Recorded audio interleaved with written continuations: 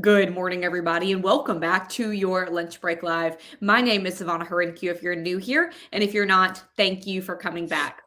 Today is December the 9th. It is Thursday. And I know we've talked about sports a little bit this week, but we've mainly talked about Alabama and Auburn. We have not talked about our high school sports and our preps across the state that we know so many people are interested in, and that a lot of news has really come out about in the last week or so. So today I am joined by our sports producer, Patrick Greenfield. Patrick and I are going to talk about a couple of different topics, but one we're going to start on is something that's been very popular on AL.com in the past day, and that is about Arch Manning. Now, if that name sounds a little bit familiar to you, it could be because Arch is the nephew of Eli and Peyton Manning. His dad is Cooper Manning, one of the brothers there of that Manning family.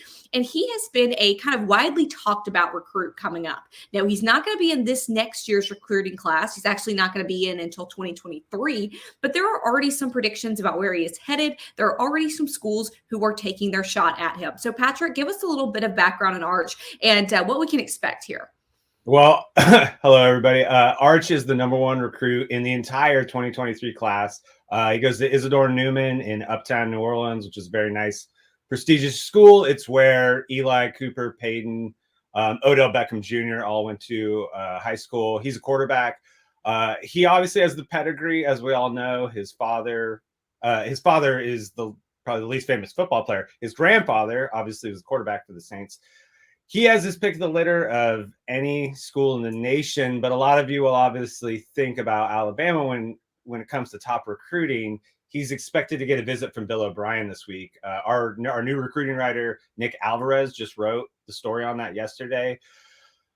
And even though Alabama is in the position they are, and even though Alabama will push hard to get him, I have a hard time seeing him going to Tuscaloosa mostly because of the Ole Miss factor. And I just don't know if Alabama is going to entice him. He doesn't need to worry about getting to the professional ranks. He doesn't worry about going to the NFL. He also probably doesn't want to have awkward Christmas dinners for the rest of his life, seeing how his entire family basically went to the school in Oxford. So, and his uncle, obviously, Peyton, went to Tennessee. So, he's been a big deal since he was a freshman in high school.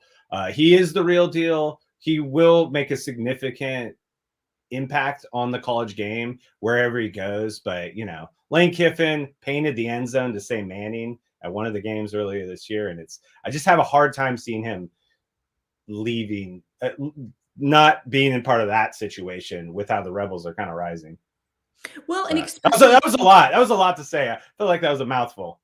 Well, it is a mouthful, but it's a fair conversation to have. Especially, I like the comment you made about having awkward Christmas dinners forever, because that would be a little bit awkward if he turned down Ole Miss and went to somewhere like Alabama and just kind of turned away from that family tradition almost. Now, at the same time, we have to remember that he is, I'm guessing, 16. He is not going to be into that class until 2023. So 16, 17 years old. He is a teenager. He is probably not thinking as ahead as some of us adults are for him, right? He is, but unlike a lot of top recruits, one thing that's great about high school sports, I know that's what we're talking about, is how ingrained in the community some people are and how big, especially at the lower levels. I know that covering here, you get really into Thompson, you get really into Ramsey, you get really into wherever your community is. He has a different set of resources and a different history of his life with his grandfather, obviously being a big deal in New Orleans, and then obviously his uncles being Hall of Fame NFL quarterbacks.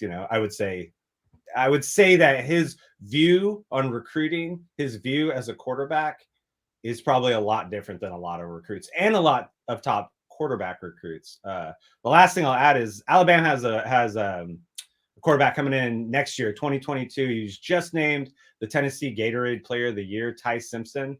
His father's a coach. I believe he's the head coach at Chattanooga, Tennessee. What I'm trying to get at is that Alabama is stacked at the position, and Archie Manning doesn't need Alabama to increase his profile, if anything, which a lot of quarterbacks do want to be in that position. They're relatively unheard of. So Archie Manning can go anywhere he wants. Well, and the reason too why we're talking about Arch Manning right now is because he did Yeah. recently receive a visit, or maybe not him specifically, but his camp, we'll say, received a visit from some of the coaches from Alabama. So tell us Yeah, a Bill little bit about. O'Brien. I just learned about that in Nick's article. I mean, usually that's probably just a home visit, kind of coming in just to build that relationship. But again, and Alabama fans will know this. We don't know what Bill O'Brien's going to be doing in 2 years. He could be there. He might elevate his career. Obviously, the offense kind of picked up a little bit of steam. He could move to a different coaching position in the NFL, a head coaching job. So that relationship could be there, but it's all about Saban. So when Saban sticks his fangs in, I think that's when you actually have a little bit more meat for the Arch Manning. But again, this is not about Alabama. It's just Arch has just a different profile. He has a different lineage. He has the ability to kind of cement himself other than a lot of top quarterbacks who need the profile of Alabama. So we know he's already been visited by coaches from these schools from Alabama. So as you said, assistant coach visited him there last week, or at least over Offensive coordinator. Yeah. offensive coordinator. We had a visit, or he had a visit from Clemson, from Ole Miss, from Texas, and Tulane. So a lot of big schools they're already visiting Arch. And again, he's not even going to be in the recruiting class until 2023. So not even this coming year, but not until a whole nother calendar year there. So people are really trying to, as you said, stick their fangs in early. But as you said, this was not a visit from Saban. We don't know how invested to get until Saban makes that visit. It's also important to note that Auburn has not made a visit yet as well. Auburn has not made a visit. Auburn has a great quarterback room, I believe, right now, and they got a nice young quarterback coming in from Georgia, Holden Greener, for the 2022 class. Also, Auburn's recruiting is kind of in flux as Brian Harsin gets his system still kind of set. I think we're going to talk about early signing day, but Auburn's probably going to get a lot of recruits the day of. And you're going to see that pick up steam. I don't think they're going to be in the mix for Arch Manning. Arch Manning is really going to look to cement himself either in a place that he's super comfortable, like Ole Miss, or in a title contender. And I don't think Auburn's quite there yet. So, Well, let's talk. We talked about title contenders. I'm glad you said that. So let's quickly sure. talk about the state champions here. We know the Yeah. state championships just took place over the last week or so. We've got Mhm. a lot of new high schools who are carrying new titles here. So tell us a little bit about the high school championships. Well, I don't know about the same or new titles. Pike Road, they were the 5A champion, or they were the 6A champions. Pike Road cleaned one up. Thompson is the 7A champion. They routed Central behind Jeremiah Alexander. He's Alabama's 5-star defensive end linebacker recruit. Peter Woods, he's another defensive lineman on Thompson. That's probably going to be one of the top, if not the top prospect in the nation next year. So Arch Manning, watch out. Alabama DB commit Traquan Fagans plays for Thompson as well. So they're just like stacked. Central was loaded. They had Caleb Nix, Bo Nix's little brother. Bo Nix was there. Obviously, Patrick Nix, former Auburn quarterback, is the head coach at Central. So that one was loaded with recruits. That was the first big game on Wednesday night. Other ones that I saw Hueytown at Clay versus Clay Chalkville. Clay Chalkville took home that for 5A. The quarterback for Hueytown, I'm throwing a lot of information out. Sorry, guys. Quarterback for Hueytown, Earl Woods, was the Alabama Gatorade Player of the Year. So there were a lot of talented players out there, and a lot of great community support. It was fun to see the stadium full. At least as full as state championships can bring. So, And it's kind of funny you mentioned that about the Central and the Thompson game. It's almost like a Alabama Auburn setup type game, right? You mentioned it felt all it these felt like guys that. from Thompson that are expected to go to Alabama when their time comes. And then you have several from Central that are probably expected to go to Auburn when that time comes. So that's just kind of a funny preliminary game right there between those two. But again, Thompson took that title. This is, I believe you said, the third year in a row Thompson has took home that title. So they are the defending champions there of 7. It's Thompson's third straight state title. They obviously won a crazy one against Auburn last year in Tuscaloosa. I want to say it's the third time in 4 years they played Central Phoenix City, with Central Phoenix City coming away as the champions 3 to 4 years ago. Obviously, this is third straight for Thompson, but it did feel like that kind of Tide versus Tigers feeling a little bit, and I'm sure a lot of the fans felt that way. The players, though, you never know where they're going to go, whatever presents the best opportunity. But Alabama fans, we got some content from Jeremiah Alexander on our Alabama Crimson Tide Facebook page. So be sure to go check that out. Absolutely. Now let's quickly talk Plugging about it. that's fine. We'll take it here. That's what you got to do. Also, take a second to talk about National Early Signing Day. We've talked a lot about recruits here, not only with Arch Manning, but then also the recruits that you just mentioned coming out of a lot of these high school teams that are playing at the state championship level in their divisions. So let's talk about National Early Signing Day. Now, that is next week, next Wednesday, so a little less than a week away. Tell us a little bit about that day and how it's different from National Signing Day. Well, National Signing Day used to be the thing. That's in February. That's where you'll get football and non-football players signing their letters of intent with their colleges, faxing them in. I'm sure a lot of you remember the Bama fax scam. That was kind of a famous thing 10 years ago. But what it is for football, it allows recruits to get on campus early. It allows you to get into those spring practices, get into your classes. But what it really boils down to is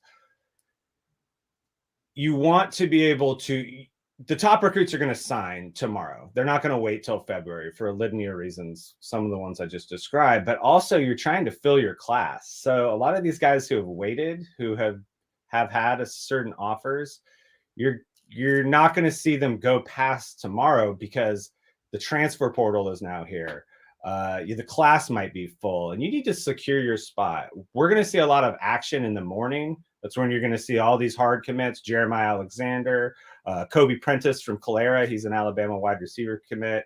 You're going to see them sign their letters of intent immediately. They've already let you know who they're going to be with. And there's not a lot of drama because everybody needs to secure their position on their teams. We'll have content all day long, but look for it to kind of flash off at 8 in the morning, kind of die down by 11 until we see these maybe late flips and late signings, especially with Auburn this year. So is it fair to say that at this point, National Early Signing Day next Wednesday could be even bigger than the traditional National Signing Day in February? I mean, it's been that way for a few years in the sense that like these are when these guys officially become part of the class. It's been that way for about 3 to 4 years. That early signing day is when you have the big flips or when people do the commitments.